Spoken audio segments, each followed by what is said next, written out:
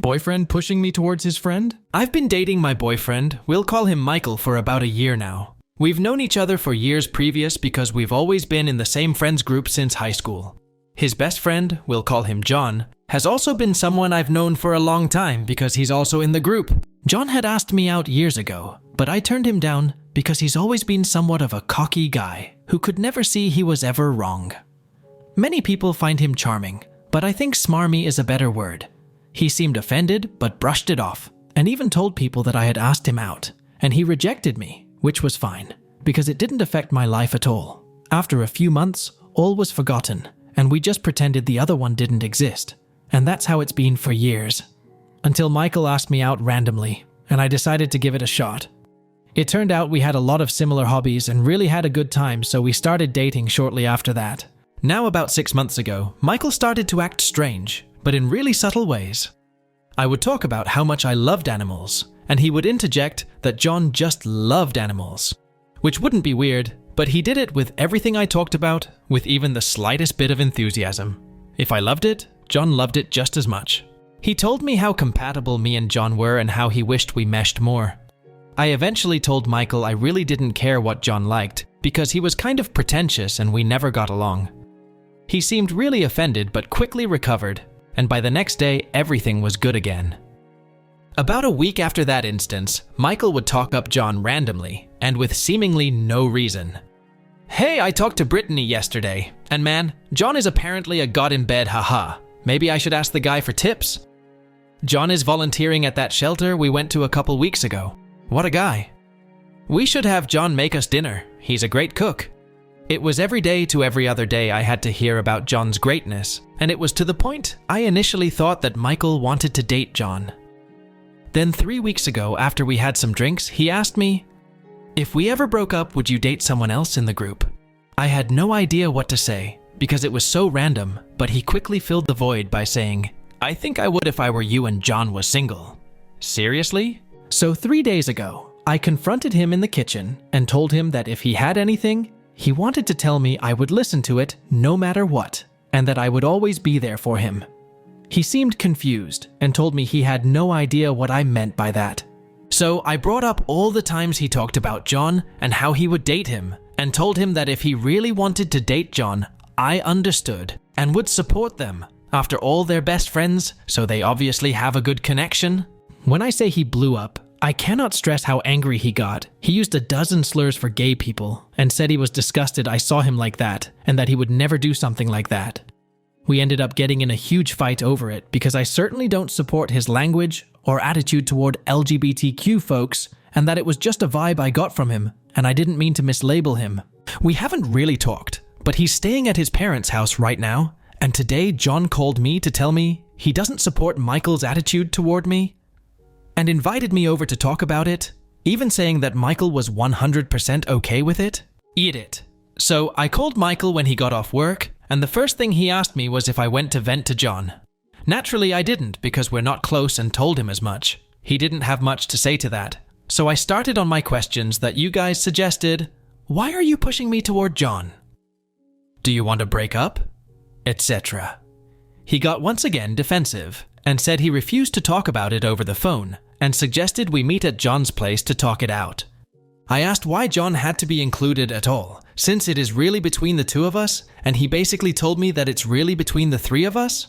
I refused meeting at John's for obvious reasons, and told him if it had to be the three of us, we could meet at a restaurant. He seemed fine with that, and we scheduled meeting at a bar grill that's pretty close to all of us. I showed up early and got us a table that had some privacy, and not long after John walks through the door. He sat down immediately and started chatting about how we were both so timely, and that he liked when women showed up early because it showed they had good time management skills. 25 minutes after Michael was supposed to show up, he texts me and says he had car problems and couldn't make it, but to get to know John since I was already there. I'm just beyond livid at this point. John keeps trying to buy me drinks and even tries to schedule another time to hang out. I confronted him about Michael pushing me toward him, and he acted like he didn't know what I was talking about. I kept mentioning how Michael was talking about him to me, and John just said that it made sense because bros have bros backs. I told him the bros can have each other, and left fuming. Michael's tried calling me 3 times. John's tried 7. I want to cut them both off and say good riddance, but to do that would be leaving the friend group as well. And I don't really have that many friends to begin with, and it makes me so mad that I even have to make this decision. Anyway, that's the update. Sorry. If it doesn't resolve anything, it makes me angry too. Update 1. I went to Michael's house pretty early this morning since I have work today and really needed this resolved. I had been up all night going back through the comments and trying to piece everything together, and honestly it was driving me crazy. Michael was alone when I got there, which was a relief, because I pictured John showing up like a movie villain. He initially didn't want to let me in, which was really weird, but I told him I wasn't going to leave without talking to him about this, so he finally let me come in. We sat down to talk. I asked him about the last night, which he said he had car trouble, but it was all fixed now. Convenient. I asked him a few more questions, but was met with vague answers, so I decided to just cut to the chase and said, "Why do you want me to like John? Do you want me to date him? Do you want to have a threesome? What is it?" Once again, instead of answering, he just watched me from his stupid chair, and then had the nerve to ask me who I told my suspicions to. So I said I'd been running them through my head, but that my mom knew I was coming over to talk. She didn't, but he was starting to be really creepy. He got mad and said it wasn't like that, and I was making him out to be the bad guy because they were, yes, they, looking for something long-term, not just a one-time thing. And now that all my suspicions were 100% confirmed, I told him you can't make plans including someone else without their consent, and that I would never be interested in anything with the two of them, and that I was no longer interested in anything with just him either. I started leaving and told him to never contact me again. Same goes for John, and he could share the message when he blocked my way out and said I had to hear him out and his side of the story. I told him I didn't want to, nor care to, and that he needed to let me leave because my mom was expecting me in the next half hour. He started getting frantic, saying if he could just get John over there to explain, it would all make sense. So I ran out the back door and used the garden exit to get to my car and locked the doors immediately. He came outside and started pounding on my windows, saying I was making a huge mistake and that I'd regret this. I was bawling in my car when I backed it up to drive away. I'm pretty sure I drove over their mailbox by accident because the back of my car has a huge dent. My car was basically out of gas, so I had to stop even though all I wanted to do was put as much space between us as possible. Which is when I saw the dent. Right when I was about to leave, who else would call my name but his mom? She was on her way home from the grocery store and was worried because I looked like hell warmed over. I told her about everything that just happened and got more than a few stares from other people, but fuck it. I guess I'm just the crazy lady at Maverick. His mom looked horrified for me and told me to stay as far away from him as possible. She told me to come sit with her in her car, where she proceeded to ask me when I met Michael, which was high school.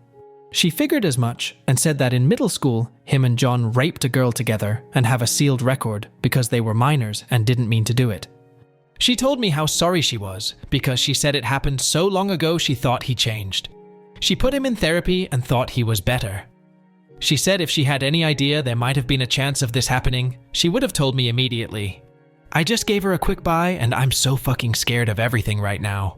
I'm going to my mom's since they both know where I live. I sent a mass text out to everyone in the group detailing everything. And so far, 3 people have said they support me, so that's good I guess. What do I even do? I'm never talking to them again. I've already blocked them both on everything I could think of, but I've been getting hidden number calls since. I'm considering going into the police station to file a harassment complaint so that it's at least documented. My mom said she's going to call my uncle who works at the court and see what the next best step is. My mom's here as my support right now, and some of the girls are coming over later tonight just to make sure I'm okay. I'm sorry if this only makes some sense. The adrenaline still hasn't left me, and my hands are unsteady. Last update life has been crazy, and between everything in the state shutting down again, I've been a mess. I went and talked to the police about getting a restraining order, but the officer I talked to said it fell into domestic violence and had me file a DVOP, Domestic Violence Orders of Protection, and we have an unset court date to take it before a judge. I'm nervous as hell about it, but at least something is going to happen. With Michael anyway, because I didn't have a relationship with John, and he never technically harassed me, there's not much I could do with him. I'm still getting a ton of blocked calls, but I'm in the process of changing my number, so that should resolve itself soon enough. I'm back in my apartment, though we've added some new safety features, cameras and new locks. And currently, it's a waiting game. I have to see Michael in court at some point to tell my story, and John's gone MIA. When the police went to talk to him, he wasn't home, and hasn't been as far as anyone I talk to knows. I get weird letters left at my door, but they've all been delivered by the post office, so not much I can do about that. It's mostly rambling about love, which gives me the creeps. I've stopped opening them at this point, and keep them in the drawer for when I go to court. I have an interview for a new job, so wish me luck. My boss has let Michael in twice since I've been back, and I don't feel safe there anymore. My friends are split 80/20ths now. Minority, thankfully, is with Michael and John, but now I know who I can't trust. Anyone who listened to what I had to say and still think I'm being irrational because I led John on is an no way about it. So, good riddance. Unfortunately, my mom wasn't left alone, and someone broke her front window, so the police also had to show up for that one. It's been quiet for 2 days now, and I'm not sure whether to be relieved or nervous. Does looking over your shoulder ever go away? I hope so.